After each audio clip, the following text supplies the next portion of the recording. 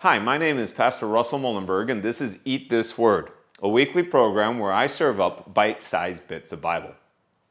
Bite-sized bit of Bible we're looking at is Mark 10:45. This is the third of 3 weeks we're going to spend on this verse, which is the mission statement, the purpose statement for Jesus in the Gospel of Mark. This is the sentence that really summarizes the way Jesus sees his mission in that gospel and helps us understand who he is. And so it says, "For even the Son of Man did not come to be served, but to serve, and to give his life as a ransom for many."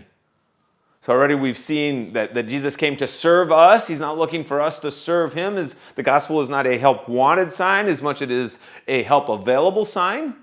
And then last week we saw that the way he serves us is by serving as a ransom, by giving his life as a ransom for the many, not to buy us back from captivity from Satan, but more as debt payment for the debt we owe because of our sins to the righteous judgment of God. And so a wonderful verse that gives us a great definition of who and what Jesus has done. But this week I want to back it up, look at the context of this verse, and see really some of the implications for how we should live our lives in this world and how we will be different as followers of this one who came to serve us. So we're going to back up to verse 35, and here's the context. Here's the story that leads Jesus to make this statement. It says, "Then James and John, the sons of Zebedee, came to him. 'Teacher,' they said, 'we want you to do for us whatever we ask.' 'What do you want me to do for you?' he asked. And they replied, 'Let one of us sit on your right and the other on your left in your glory.'" So James and John, brothers, known by Jesus, nicknamed the Sons of Thunder because they apparently are very ambitious and outspoken, they get it in their heads that they're going to come to Jesus and ask for a favor. You have to respect their ambition here and really their boldness. They come and they ask you to do for us whatever we ask. It's sort of like you find the genie in the bottle and he says you can have 3 wishes. Everybody knows the first wish you make is for more wishes. Right? And that's basically what they're asking here. Jesus, just give us whatever we ask. And Jesus, he doesn't shame them for their ambition. He actually entertains the question. And what they want is that when Jesus comes into his glory, when Jesus, as the Son of Man who's going to be seated at the right hand of the Ancient of Days and have his kingdom that'll last forever, they're just wondering if maybe they could be right next to him. That they could get like people who contribute to political campaigns today, right? It's not always because of the agenda of the candidate that they support, but it's also this expectation. If this guy gets in power, maybe he's going to do some favors for me. James and John are thinking, well, I'd like to be in on that. They see Jesus moving towards great things, and so they're wondering if they couldn't have a little piece of that. And let's look then at Jesus' answer, starting in verse 38. "You don't know what you're asking," Jesus said. "Can you drink the cup I drink or be baptized with the baptism I'm being baptized with?" "Well, we can," they answer. And Jesus said to them, "You will drink the cup I drink. You will be baptized with the baptism I'm baptized with. But to sit at my right or left is not for me to grant. These places belong to those for whom they've been prepared."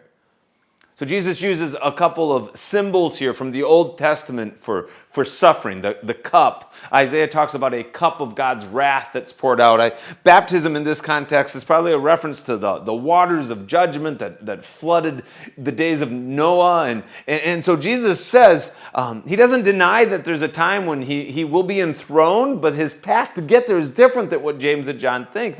It's going to involve suffering. But of course, in their bravado, they believe that's suffering they can have. That's something they can be a part of. They don't completely grasp where Jesus is going yet. So verse 41, the other disciples get wind of what James and John have been asking. When the 10 heard about this, they became indignant with James and John.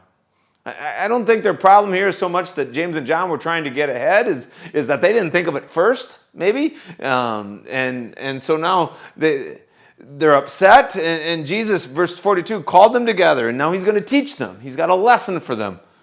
"You know that those who are regarded as rulers of the Gentiles lord it over them, and their high officials exercise authority over them. Not so with you. Instead, whoever wants to become great among you must be your servant, and whoever wants to be first must be slave of all." Jesus says we need to talk about what it means to have power. He says the examples that you guys have, the notion of power that exists in the world, the Gentiles, when they have power, they lord it over those that they are in charge of. When they have an upper hand, they use that upper hand to leverage their power over others. The high officials, they exercise their authority over those that are in their charge. And Jesus says, that's the example you're given. That's your instinct. James and John, you're hoping that when I come into power, you too will have power, so that you can use your power to tell others what to do, so that you can enrich yourself. But Jesus says, not so with you. Jesus has a different view of what power is for and how it's to be used. Here's the topsy-turvy sort of not just counter-cultural notion of Christianity, even the counter-instinctual. When everything in us tells us that we need to get power so that we can control things, that we need to get power so that we can benefit, Jesus says, no, you need to think differently.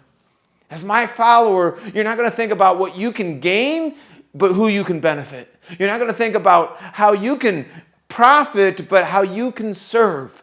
And so Jesus talks about those who become great among you must be servant or slave. He uses these words of service and submission. And then, of course, we get our key verse, Mark 10:45, where Jesus uses himself as the example. For even the Son of Man, who deserves all worship and authority and should be, he did not come to be served, but to serve. To give his life away, not to use his power to benefit himself, but to use his position to benefit others. And so as we finish our look at this verse, it's those 4 words from verse 43 that stand out to me. Not so with you. For those of us who consider ourselves followers of Jesus, those who follow the one who gave his life for us, we have to have a different way of thinking about what it means to be in charge or to have power, and how we use our influence, not to benefit ourselves, but to serve others.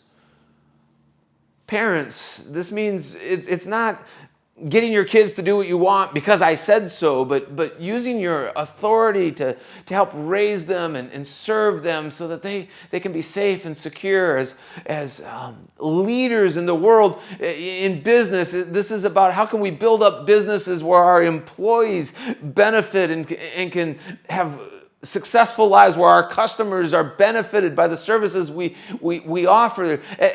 When we as Christians enter into the field of politics and we seek to have our candidates elected, it should not be so that we can benefit, so our interest groups will get ahead, but so that we can do what's best for the greatest number of people. Not so with you. Don't use your power to get your way, but use your strength and your power to serve those around you. That's what Jesus did, and as his followers, that's what we're called to do. Thank you so much for watching. Eat This Word is a small ministry that is supported by you, those who watch.